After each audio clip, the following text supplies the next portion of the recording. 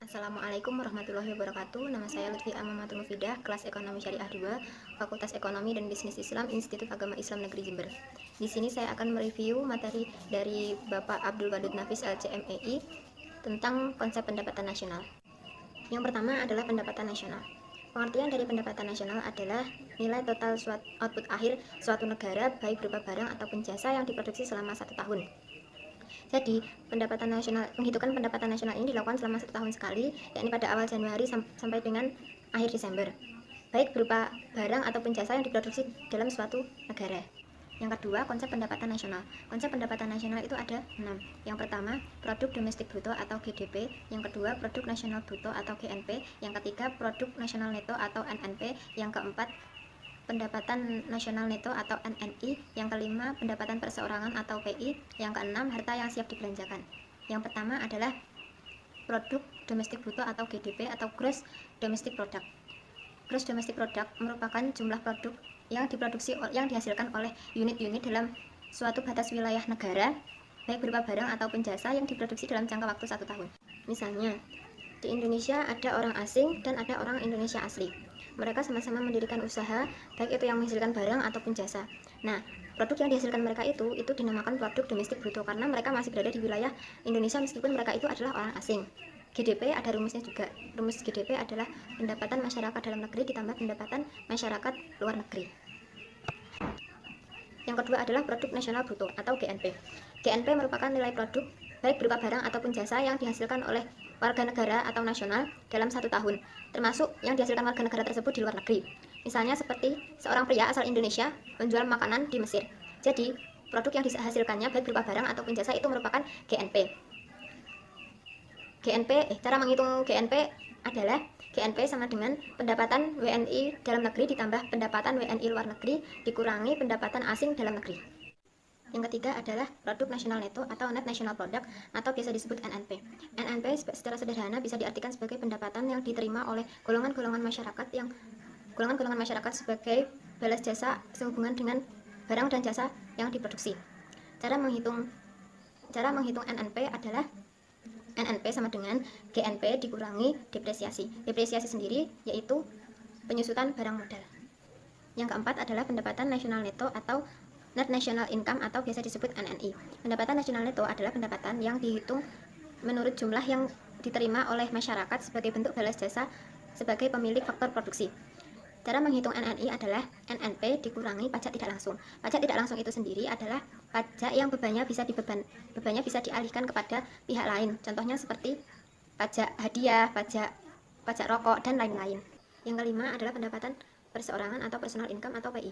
Pendapatan perseorangan atau personal income adalah jumlah pendapatan yang diterima oleh setiap masyarakat, termasuk pendapatan yang mereka terima tanpa melakukan kegiatan suatu apapun. Seperti misalnya gaji seorang karyawan atau pendapatan wira swasta yang mereka dapat secara berantai.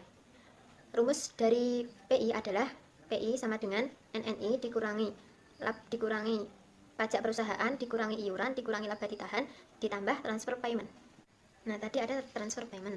Transfer payment itu sendiri adalah penerimaan yang bukan merupakan balas jasa produksi yang diambil dari sebagian pendapatan nasional tahun lalu. Yang keenam adalah harta yang siap dibelanjakan atau disposable income atau biasa disebut DI. Disposable income adalah pendapatan yang siap dibelanjakan guna untuk membeli barang dan jasa konsumsi, dan selebihnya akan digunakan untuk tabungan yang akan menjadi investasi.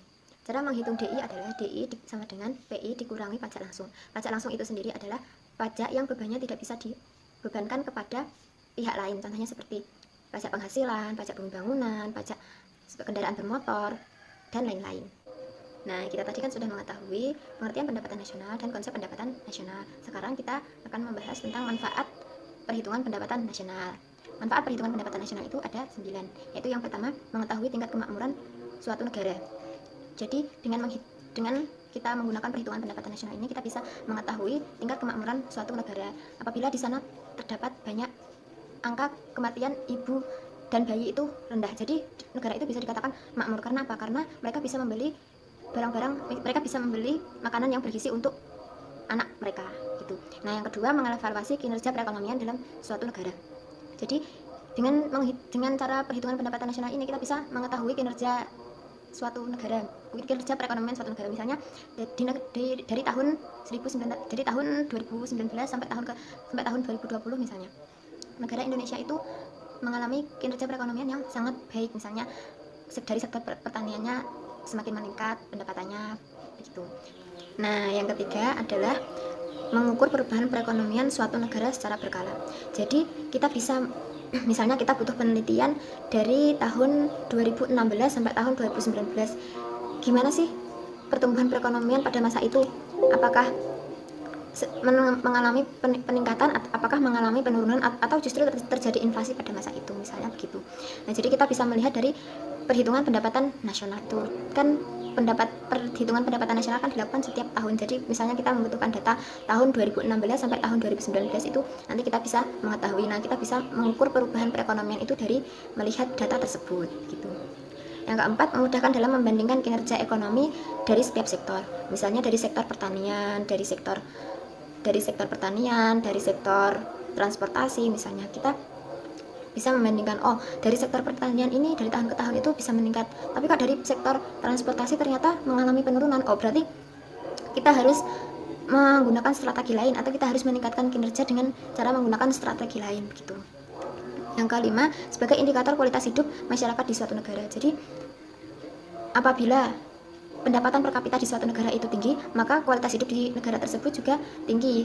Namun apabila pendapatan per kapitanya rendah, maka kualitas hidup masyarakat di negara tersebut pasti juga rendah. Jadi apabila pendapatan per kapitanya rendah, masyarakatnya pasti juga akan mengalami tidak makmur.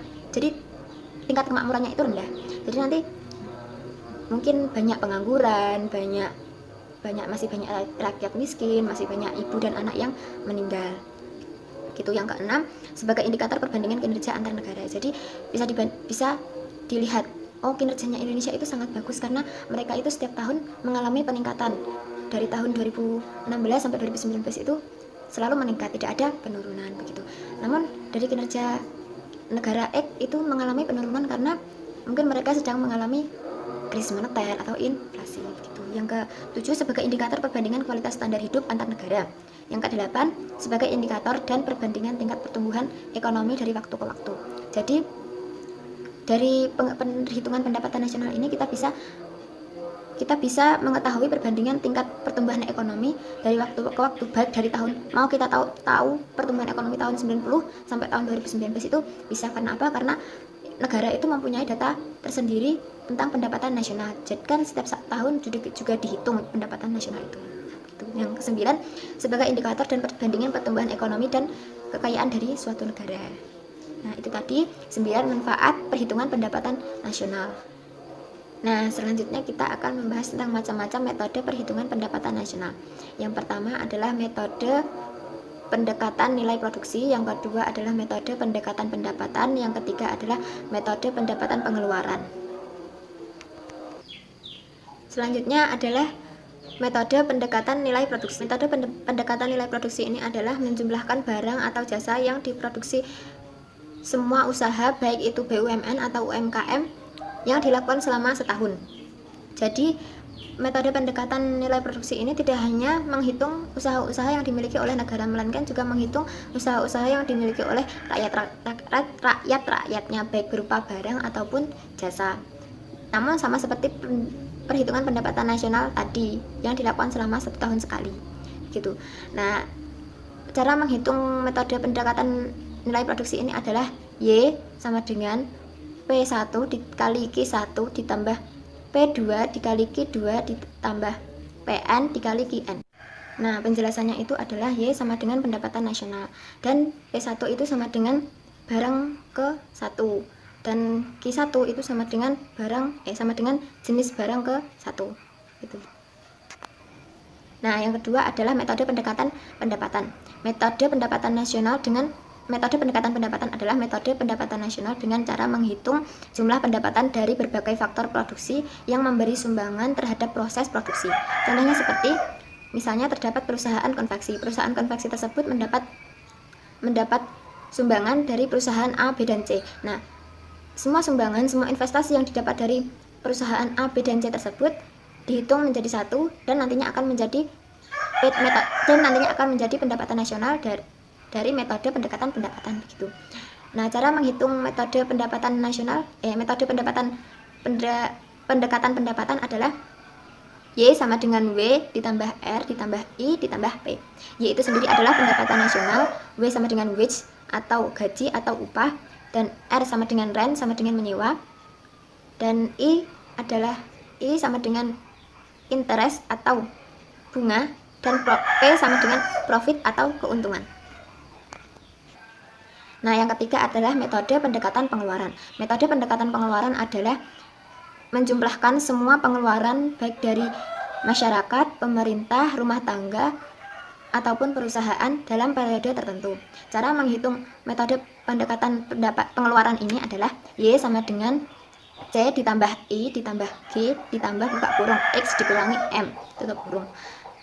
Y itu sendiri adalah pendapatan nasional, C sama dengan consumption atau konsumsi rumah tangga, I sama dengan investment atau investasi, G sama dengan governance expenditure atau pengeluaran pemerintah, X sama dengan ekspor, dan M sama dengan import. Itu saja review dari saya, semoga bermanfaat. Wassalamualaikum warahmatullahi wabarakatuh.